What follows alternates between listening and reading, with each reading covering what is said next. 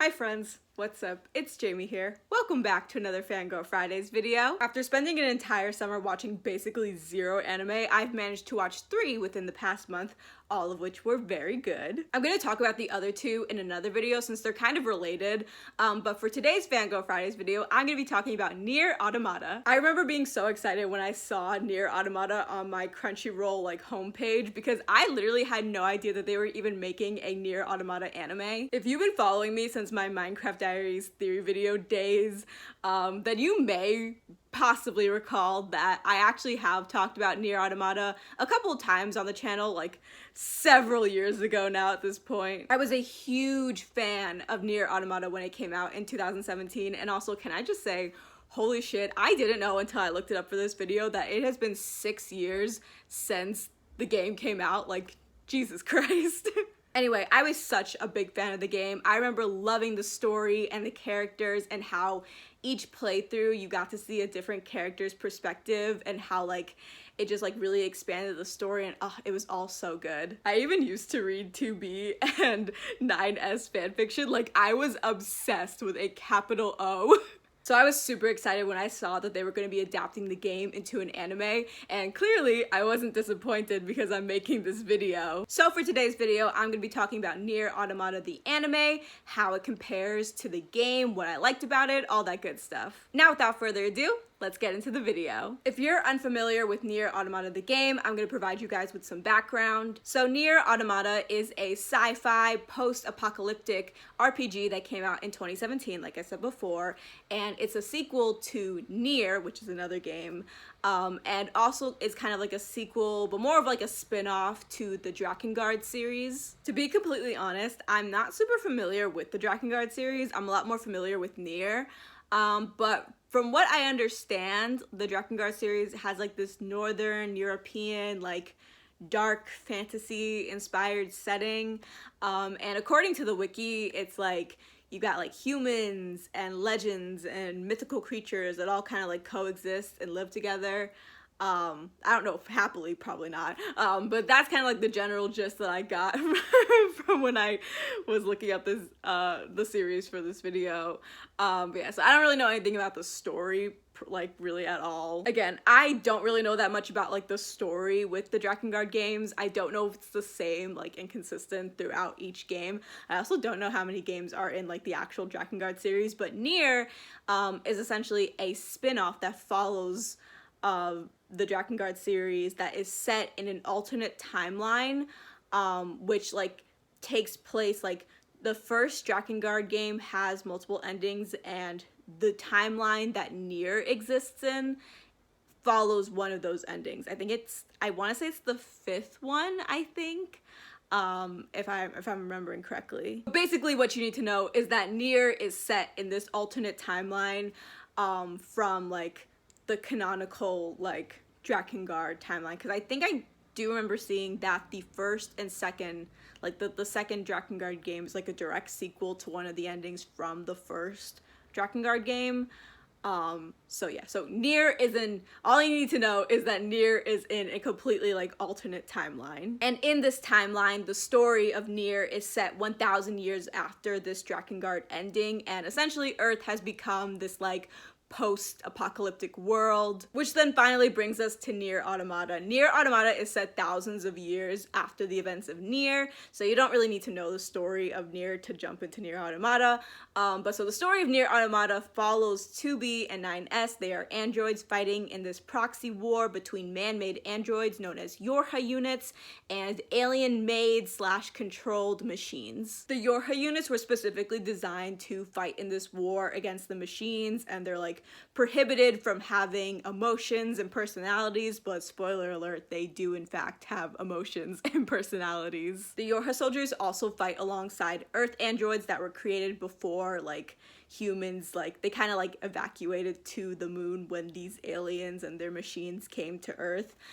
So there are also Earth androids that were created before Yorha became a thing.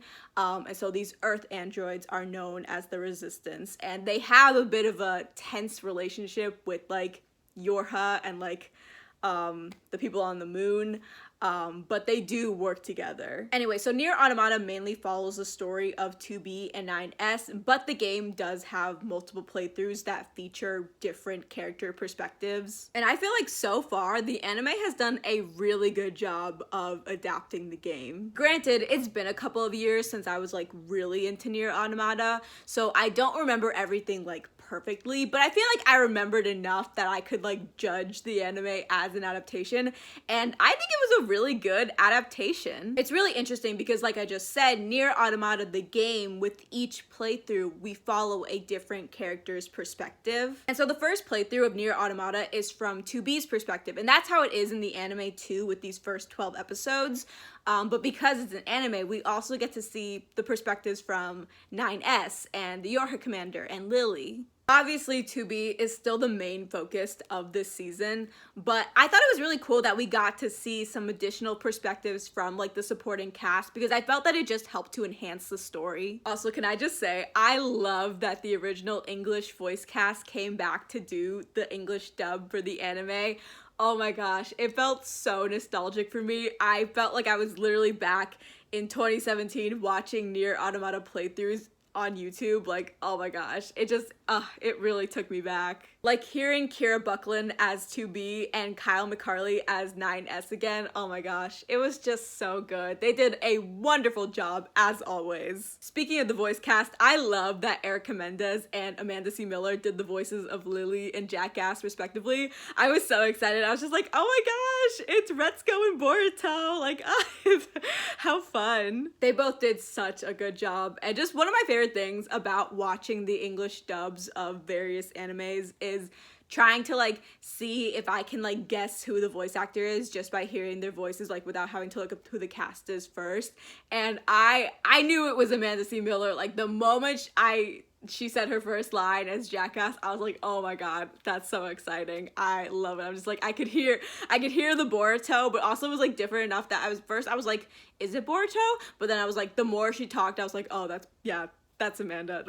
That's Boruto. Also, can I just say, I don't know why the English dub is only available for 9 of the 12 episodes of the anime, and I literally had no idea that this was the case until I was literally on episode 9, and the episode was wrapping up, and then, you know, it was about to go into episode 10, and it was just like, oh, the English, I forget exactly what it said, but essentially, like, the English dub is unavailable, like, we're gonna switch to the Japanese version, and I was like, oh, okay. Like, I was just like, I was like, it was fine. I just wasn't expecting that to happen. Obviously, it's like not the fault of the VAs or anything, but I'm just really curious as to why the dub is available for the first 9 episodes and then it's not for the last 3. Yeah, I don't really know what's going on there, especially because the anime came out like in January of this year. And again, all the other episodes have the dub and then the last 3 just don't. So I don't really know what happened there, but it was like, again, it was fine. The English VAs and the Japanese VAs sound really similar anyway, so it wasn't like a jarring transition going from the English dub to the Japanese, like original Japanese version.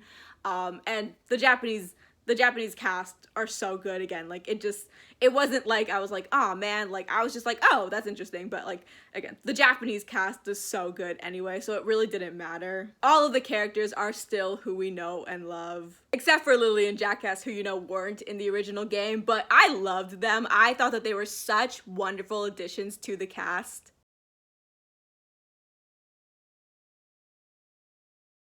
The episode where we got Lily's backstory did make me cry a little bit, I'm not gonna lie. But I also love how through her backstory we got to learn what happened to A2, because I didn't actually realize it until I was looking stuff up for this video, but we actually did not get like A2's backstory like in the original game. We actually got her backstory from the NieR Automata stage play, which again, also, I did not know there was a NieR Automata stage play, so that was like, oh my god, I was like, whoa. I was like, a stage play? I'm like, what are you talking about? But yeah, so apparently, we did not get A2's backstory in the original game, which I think is really interesting, but I love the way that they were able to kind of like like incorporate it into the anime through also talking about Lily. And so that, I thought that that was really cool. And also just going back to Jackass, she is so fun. I absolutely love her character. She's so chaotic and I love her.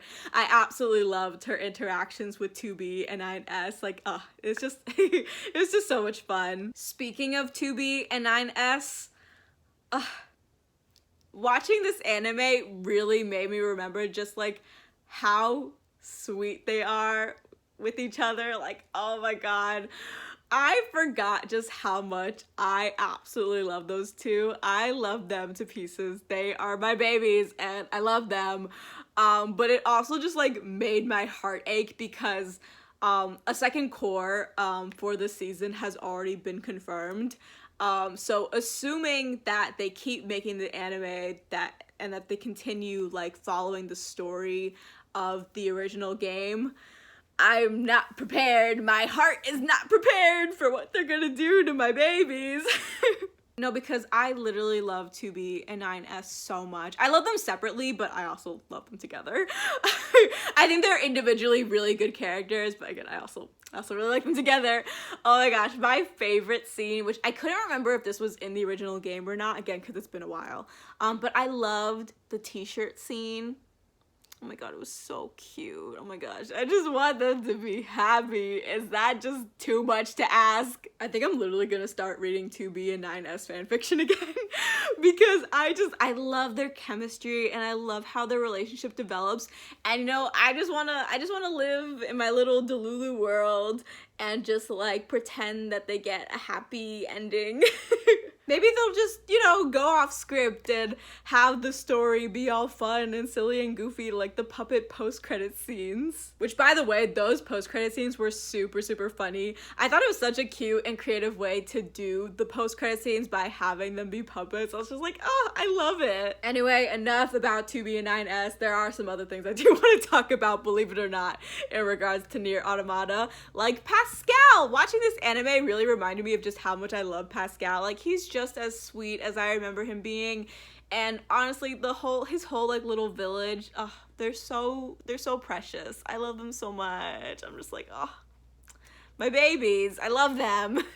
Also, this really isn't like a character thing, but it was also something I wanted to talk about and note, and this is also a spoiler, by the way, so spoiler alert. I thought it was really interesting how they chose to have like Eve die for Adam instead of 2B killing Adam when they were in the replica city. I'm not sure why they changed it, and I don't really think it's a bad change per se. It's just different, but it definitely makes me curious about like how they're gonna handle certain story beats for the future. Like I said before, a second core has already been announced, so I'm really curious to see how they're gonna handle the next playthrough from 9S's perspective, and like if anything is going to change. Anyway, that's all I have for today's video. Thank you guys so much for watching. NieR Automata is possibly one of my favorite animes that I've ever watched. Like, outside of it as an adaptation, I think it's just a really cool sci-fi anime, but it's also a really good adaptation. I thought they did a really good job of capturing the story, but also just the essence of NieR Automata. Like, I loved it. I definitely recommend that you go watch it. It's also part of the reason why I didn't really go into super depth like with this video, like talking about the anime, because I really do think you should go watch it. And like I said before, towards like the beginning of this video, because there really isn't like a narrative connection between NieR Automata and NieR or the Drakengard series, like you can just kind of drop in and just like watch this anime without having to have the prior knowledge of either of those franchises. If you've watched the anime, let me know your thoughts down below in the comments, and if you haven't watched it, go watch it and come back to this video and let me know what you thought. Once again, that's all I have for today's video. Thank you guys so much for watching. I upload Wednesdays, Fridays, and Saturdays, except when I don't, and I will see you guys in my next video. Bye guys.